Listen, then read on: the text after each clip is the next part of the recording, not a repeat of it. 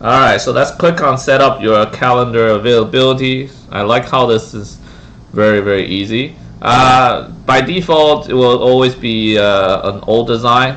I always click on try the new design. I'm just trying to get used to the new one. Guys, always try to get used to the new one rather than the old one. You can go back to the old one if you've never used. If you used Acuity before, I strongly suggest you, because they're trying to update, you always go with the one that they tell you to go with. Alright, so let's check it out. So we're trying to set default scheduling limits.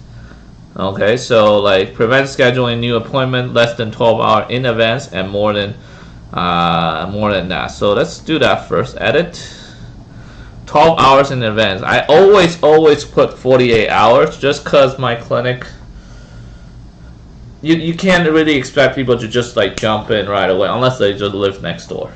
Even if they do, it's just respecting people's time. So always set 48 hours. Appointment start time based on appointment type duration, every 30 minutes. Yeah, I will put every 30 minutes. Do not allow to schedule fewer than 48 hours.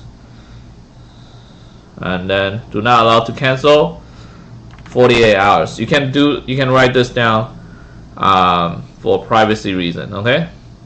Reduce the number of gap, or you can make sure that there's, when you're first setting up, you can say this: reduce number of availability by how many percentage, just to make you look busy. I don't usually do that, kind of stupid. Avoid any gaps between appointments during the day. I try to have some gaps so that people can breathe. Some people don't, I don't know why. Anyways, by default, there's already the calendars created because you already have the appointment. So so the first one is group 1 appointment type consultation. So you can edit the group. So it's consultation.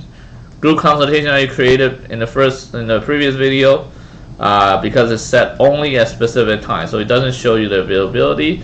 So this is showing the default, like every day.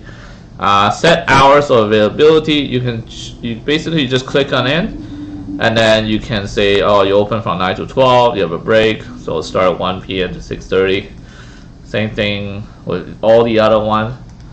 And once you're done, you can just save it. And then this is for a very specific day. So for example, like if you want to like not work on this one day, just delete it. Set hours, and this is automatically saved. So simple. Save regular hours.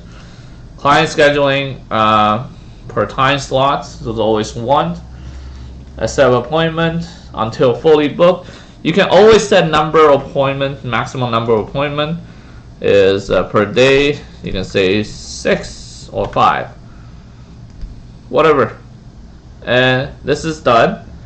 Calendar setting will just take you back to this page. Calendar name, email notification every time, making sure it goes directly to your thing. Okay.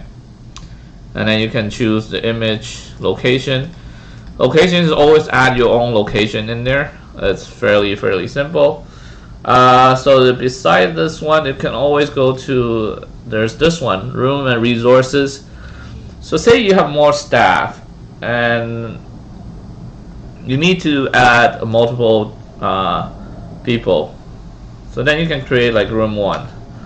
Quantity up to 1 appointment that users can be scheduled at the same time. And then you can do that for check all. Yeah, so that's it. That's fairly easy. In the next video, we're going to show you how to customize your client's scheduling page. So what we've been doing for the last 2 videos is just the back end. Now we're going to set up what's going to look like in the front end. So let's go to the next video.